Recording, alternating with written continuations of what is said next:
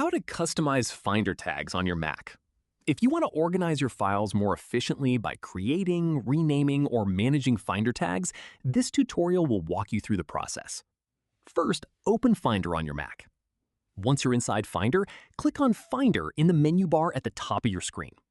From the menu that appears, click on Settings. Now click on the Tags tab. Here, you'll see all of your existing Finder tags. To rename a tag, double-click on its name and enter a new one. If you want to change the order of your tags, simply drag and drop them into your preferred order. You can also uncheck any tag to hide it from the Finder sidebar, or click the plus button to create a new tag. To remove a tag, select it and click the minus button. Once you've finished customizing your Finder tags, simply close the settings window. Your changes will be saved automatically and will be reflected throughout Finder. So it's really as simple as that, guys.